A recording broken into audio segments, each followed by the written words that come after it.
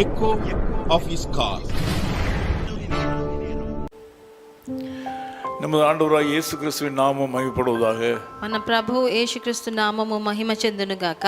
இந்த உலகத்திலே பார்க்கும்போது ஏராளமான நிகழ்ச்சிகள் நடப்பதை பார்க்கிறோம்.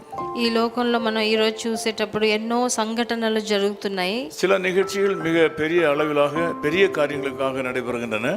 కొన్ని సంఘటనలు హెచ్చుగా పెద్ద కార్యంగా జరుగుతుంది. ஆனால் சில நிகழ்ச்சிகள் சில காரணங்களுக்காக சிறியவைகளாக இருந்தாலும் அவைகள் நடத்தப்படுகின்றன.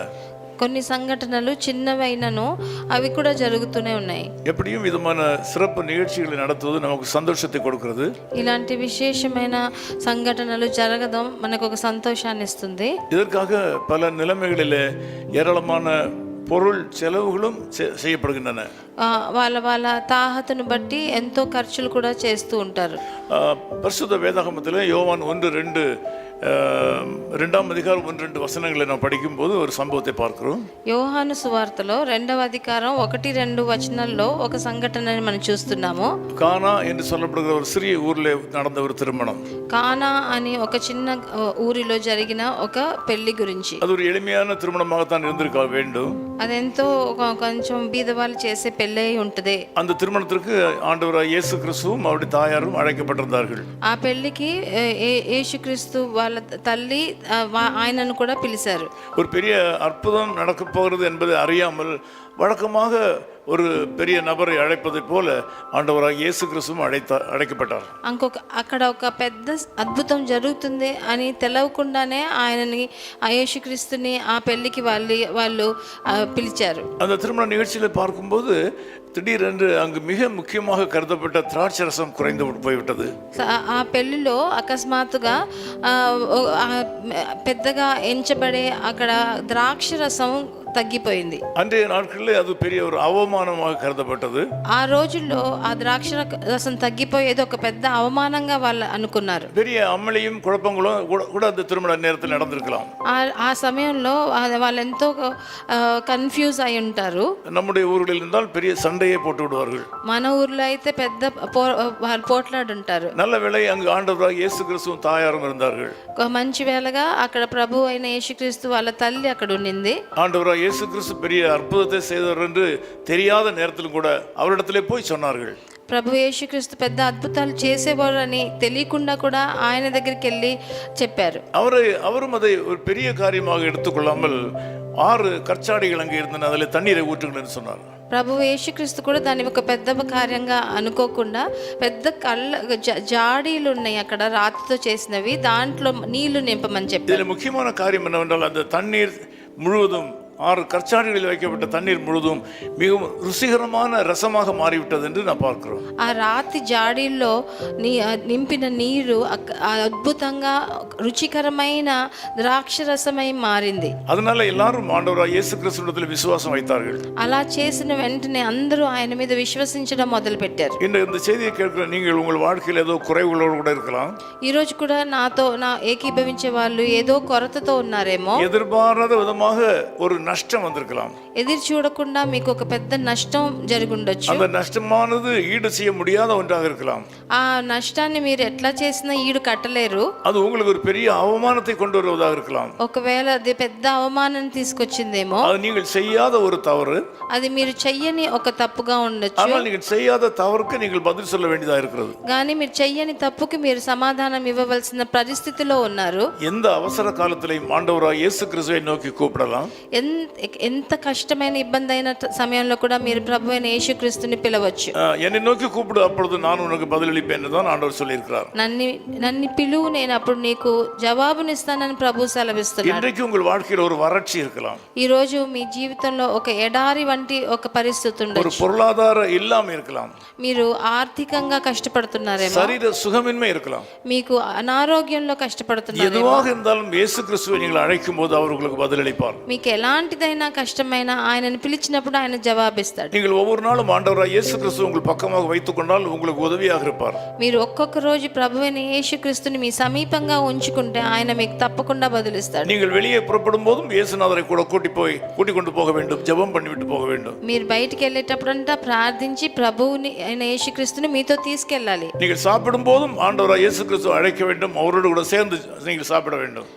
మీరు భోజనం చేసేటప్పుడు కూడా ప్రభువైన యేసుక్రీస్తు నామమును పిలిచి ఆయనతో పాటు కూర్చొని భోజనం చేయాలి. அப்படியானால் இடைவிடாத தொடர்போடு கூட நீங்கள் ஆண்டவராய் இயேசு கிறிஸ்துவோடு கூட நீங்கள் இணைந்திருக்கும் போது உங்கள் வாழ்க்கையின் தேவைகள் நிச்சயமாய் சந்திக்கப்படும். అలాంటి ఐక్యతతో మీరు ప్రభువైన యేసుక్రీస్తుతో ఉన్నప్పుడు మీ జీవితంలో కావాల్సినవన్నీ అక్కర్లు తీర్చబడతాయి. இன்றைக்கும் நீங்கள் உங்கள் எல்லா செயல்பாடுகளிலேயும் ஆண்டவராய் இயேசு கிறிஸ்துவை கூட வைத்துக் கொள்ளுங்கள். ఈ రోజు మీరు చేయవలసిన ఒక్కొక్క కార్యంలో ప్రభువైన యేసుక్రీస్తుని మీరు తోడుగా పెట్టుకోండి. உங்களுக்கு அறிவுக்கு எட்டாத பெரிய காரியங்களை உங்களுடைய வேலையிலையும் உங்கள் சரீர பிரகாரமான வாழ்க்கையிலும் ஆண்டவர் செய்து காட்டுவார். మీరు అర్థం చేసుకోలేని గ్రహించలేని పెద్ద కార్యాలు మీ జీవితంలో చేస్తాడు. படிக்கிற பிள்ளைகளாக இருந்தாலும் சரி, உத்தியோகம் செய்கிறவர்களாக இருந்தாலும் சரி, எல்லாரும் இயேசு கிறிஸ்துவை உங்கள் பக்கமாக வைத்துக் கொள்ளுங்கள். அவர் உங்களுக்கு சகாயராக இருப்பார். இன்றைக்கு மாத்திரமல்ல, உங்கள் வாழ்நாள் முழுவதும் உங்களோடு கூட இருப்பார்.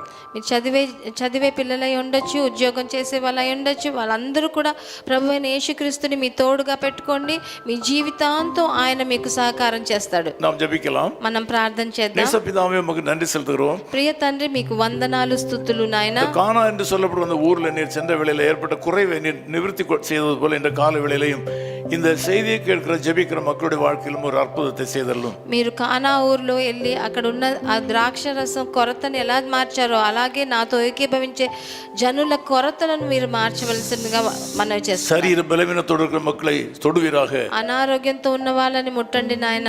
ஏதோ ஒரு காரியத்துக்கு பொருளாதாரம் வேண்டும் என்று வேண்டிக் கொண்டிருக்கிற மக்களுக்கு பொருளாதாரத்தை கொடுப்பீராக. ఏదో ఒక కార్యం చేయవలసిన దానికి ఆర్థికంగా వాళ్ళకి చాలని డబ్బులతో ఉన్నారేమో వాళ్ళని ముట్టండి. ஏதோ தாங்கள் எதிர்பாராத ஒரு நிகழ்வுனாலே நடந்த நஷ்டத்தினாலே அபாண்டமாக பழி சுமத்தப்பட்டதுனாலே கவலையோடு கூட பயத்தோடும் இருக்கிற மக்களை இந்த காலவேளையில் சந்தித்து தொடுவீராக, ஆசீர்வதிப்பீராக. ఒకవేళ వాళ్ళ అకస్మాత్తుగా వాళ్ళ జీవితంలో ఒక పెద్ద నష్టం వచ్చి వాళ్ళ పేరు ఎంతో అవమానం చెందింది ఉండొచ్చు, దానికి కూడా దాంట్లోంచి విడుదల. இந்த நாள் இந்த மக்களுக்கு ஆசீர்வாதமாக இருப்பதாக. ఈ రోజు వాళ్ళకు ఒక ఆశీర్వాదకరమైన దినంగా மக்களை கடைசி மட்டும் காத்துக்கொள்ளும். ఈ జనాలని ఆఖరి దాకా మీరు కాపాడవలసిందిగా యేసు క్రీస్తు నామములో జెబిக்கிறோம் పితావే. ప్రభువైన యేసుక్రీస్తు నామమునందున వేడుకుంటున్నాం తండ్రి. ఆమేన్. நித்தமும் போதித்து நடத்தி நித்திய ஆலோசனை அளிப்பார். நித்தமும் போதித்து நடத்தி நித்திய ஆலோசனை அளிப்பார். முடிவிலே மகிமையில் சேர்த்திடுவார்.